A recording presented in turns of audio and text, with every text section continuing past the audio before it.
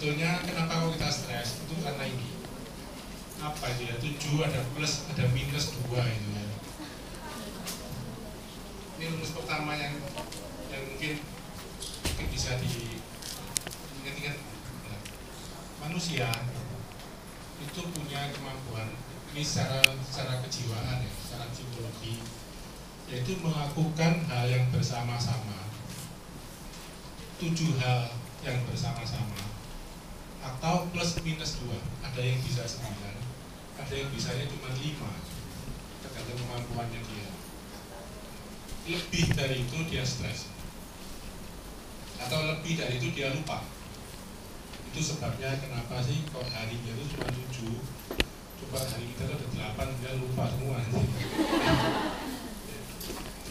Nomor telepon zaman dulu ya, itu paling banyak 7 angka. Mungkin nomor telepon Anda berapa? Yang bukan apa ya? Tapi gini, bagaimana 8 kok bisa masih ingat? Karena ada angka-angka tertentu yang bisa dikelompokkan. Ya, kalau saya tidak tahu nomor di sini, tapi kalau di Indonesia misalnya nomornya XL itu misalnya 081 apa gitu ya, itu dari satu sendiri, dari satu ikatan sendiri. Nah itu membuat kita mudah untuk mengingat. Coba misalnya kita disuruh belanja tanpa dicatat, kemudian kita disuruh belanja, daftar yang disuruh belanja itu lebih dari 7, itu pasti akan lupa. Kecuali kita bisa mengelompokkan, oh ini kelompok urusan masak, ada 5 item ya, 5 barang. Ini urusan misalnya untuk perlengkapan mandi misalnya, perlengkapan untuk cuci, terus itu di satu ikatan. Nah ikatan itu tidak boleh lebih dari 7. Nah, itu adalah rumus yang penting. Kenapa? Karena orang seringkali itu hanya mampu berpikir 7 atau plus minus 2. Beberapa hal peristiwa atau kejadian tertentu itu menyita pikiran kita lebih dari 1 slot. Kalau yang punya pacar kemudian terus putus gitu ya, kalau ya itu sudah menyita slotnya banyak, jadi pasti akan banyak kerjaannya ya pasti akan merawat. Orang nyetir mobil itu kan selain nyetir mobil dia harus lihat spion, dia harus kontrol gasnya, remnya dan sebagainya. Lalu dia terima telepon, itu sudah nyita slotnya juga. Makanya kalau orang telepon tapi dia bisa kecelakaan karena lebih dari kemampuannya dia. Nah, kalau misalnya lagi santai kerja, kemudian tiba-tiba dapat telepon, ibu sakit, Pak, itu ganggu pikiran juga. Jadi itu mengurangi slotnya. Jadi otak kita itu mampunya sekitar 7 hal, atau mungkin beberapa mungkin hanya 5 atau 6, atau beberapa bisa sampai 9 sekaligus. Dari itu akan di apa ya, otak kita itu menggunakan kemampuan kita itu sampai sekitar 7 itu. Jadi kalau pagi-pagi bangun Anda sudah jengkel, itu mungkin sudah nyita 3 atau 4 slot, sisanya cuma 3. Terus ditambahin lagi hal yang lain, udah stres, amukan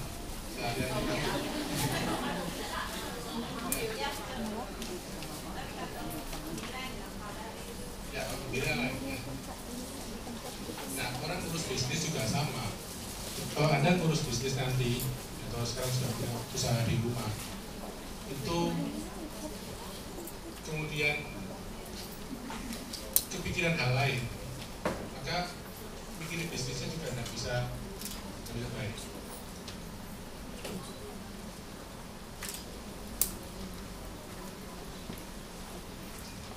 Jadi pertama, ini kesimpulan untuk yang pertama ya, masalah manajemen waktu adalah lakukan dengan smart, buat tujuan dengan smart.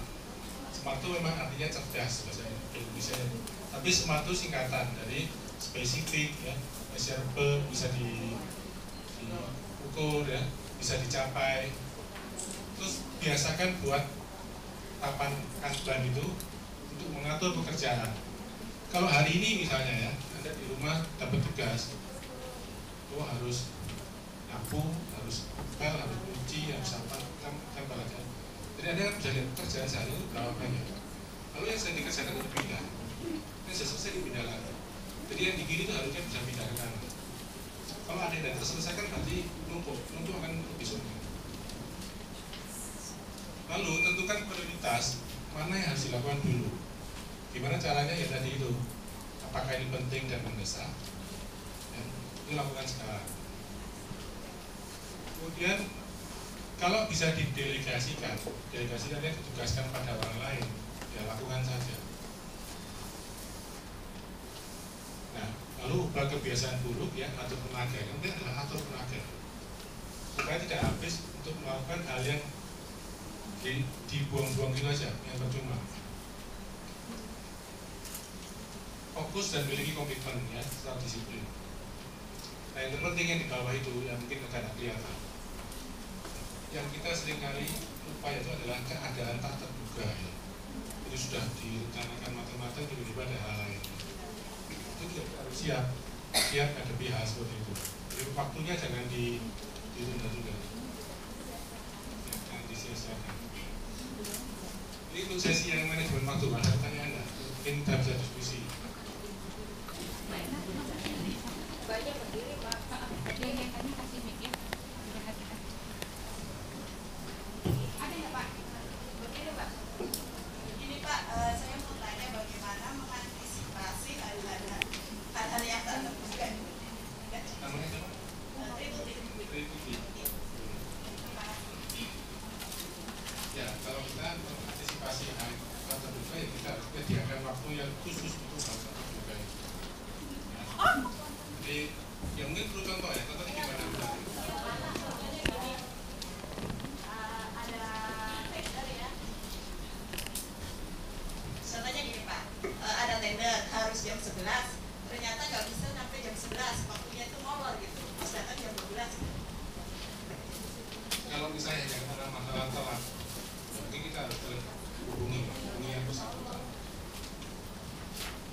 Saya pernah punya pengalaman.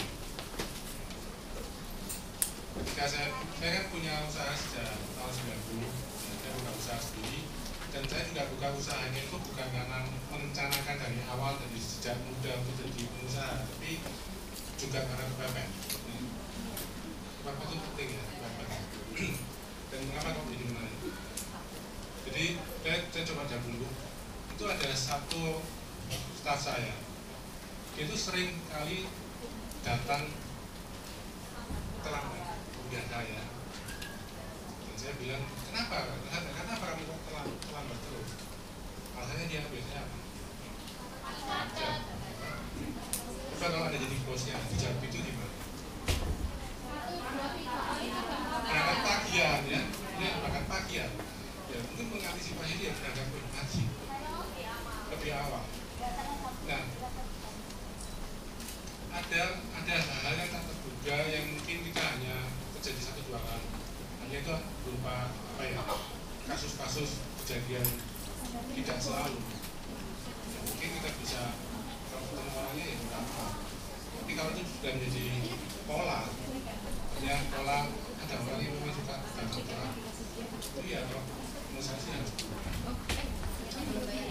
Ada banyak kebiasaan kita yang menghambat diri kita sendiri. Kalau kita misalnya kemudian dapat label oleh orang lain bahwa oh orang ini janjian tidak bisa dipegang waktunya, ya, mungkin orang lain juga malas untuk mengajak usaha.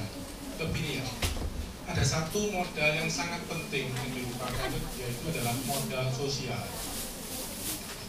Modal itu ada uang, ada lain-lainnya, tapi ada modal sosial. Modal sosial itu salah satunya adalah masalah kepercayaan.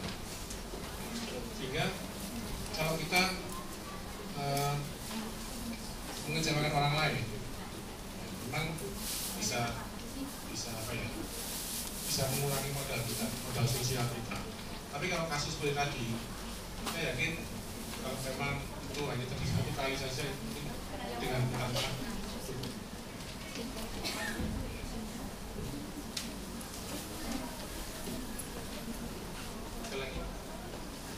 breaknya jam berapa? Biarkan Pak, nanti ajan sendiri kita break. Jadi Bapak terus saja, nanti berhenti sendiri. Sudah aja. Belum Pak, nanti ada ajan sendiri langsung kita berhenti. Saya play. Ya. Pak.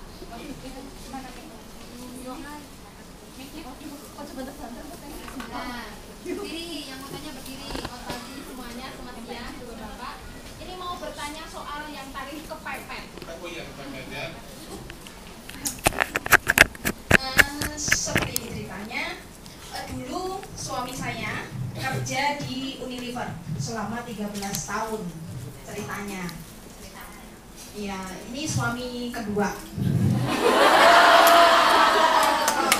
Nah, setelah kenal sama saya tahun 2013, tepatnya bulan Agustus, itu dia bilang gini, saya ingin keluar dari kantor saya karena saya sudah merasa tidak nyaman kerja di situ. Karena sebagai seorang sebenarnya karyawan posisinya udah lumayan bagus karena manajer marketing. Cuma karena dia itu hitung-hitungan, biasa kan hitung-hitungan uang. Kadang itu harus dia itu menyelipkan. Misalnya gini, dapat setoran misalnya 10.000. Sedangkan itu nanti kan dibagi-bagi juga kan sama anak buahnya. Anak buahnya itu ada 15. Otomatis kan tidak cukup. Harus intinya korupsi sitik lah gitu. Biar anak-anaknya itu kebagian. Nah, setelah itu saya bilang seperti ini. Kalau memang mau keluar silahkan. Dan nanti dengan hasil keluar dia sudah bekerja selama 13 tahun ada uang pesangon. Nah, ceritanya dapat uang pesangon kurang lebihnya ya lumayan lah. 2 bulan itu dia nganggur. Terus saya kasih masukan. Daripada nganggur, udah kenal dari Unilever sendiri kan dia udah kenal ada toko-toko banyak gitu. Kenapa enggak belajar untuk jualan sendiri gitu. Terus jualan apa? Aku tuh nggak biasa setor-setor gitu. Ya jualan apa kayak sabun apa yang produk Unilever kamu store-storin aja gitu. Nah, alhamdulillah dengan modal kurang lebihnya waktu itu dapat 65-an lah buat berdiri. Awal-awal pertama dia itu mungkin kagok ya, karena itu kan kepepet juga judulnya. Biasa orang duduk di kantor terus harus keliling naik motor, muter-muter nyari konsumen. Alhamdulillah setelah 3 bulan dia udah ngerasain gimana susahnya, gimana nyari konsumen satu ternyata susah, agen satu itu susah. Ada masukan dari temannya yang kerja di Lotte daerah Tangerang, itu harga Lotte ternyata lebih ringan dari dia ngambil dari pabrik. Akhirnya dia dikirimin barang dari situ dan mulai berjalan, akhirnya sekarang kurang lebihnya 1 tahun. Nah, modal dari kepepet itu sekarang sudah berjalan, alhamdulillah. Cuma yang jadi kendala sekarang masih kerja sendiri iya, karena pernah ada orang ikut kerja ternyata uang setorannya tidak dikembalikan ke kita. Yang kepengen saya minta masukannya, kadang sekarang barang itu susah, apalagi yang tanggal tua. Pokoknya muter-muter gitu. Sedangkan kalau kita terlalu banyak masuk nimbun barang di rumah, terus tenang aja, rumahku adalah tokoku karena tidak bisa sewa toko karena ruko mahal, 1 tahun kurang lebihnya 30-an.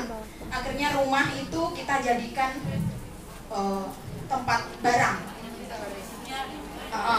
Ya pokoknya sekalian di situ. Nah, sekarang yang pengen saya minta masukannya, bagaimana caranya kita menstabilkan barang itu, barang kiriman, juga dengan harganya yang sekarang ini kan persaingan semakin ketat ya. Sedangkan kita nggak mungkin kita harus ngambil dari Lotte terus, karena Lotte nanti juga dia juga harus punya pasokan yang lain. Dan untuk wilayah di Tangerang sendiri, untuk teman-teman yang ada di Tangerang, kalau memang mau buka usaha sembako sendiri, harus punya bisa tahu di mana tempat kita mengambil yang murah. Jadi jangan kita ngambilnya udah mahal dan kita nggak bisa jualnya. Jadi masukannya biar stabil kiriman barang. Terima kasih Pak masukannya. Siapa Bu? Saya biasa dipanggil Si di sini. Si.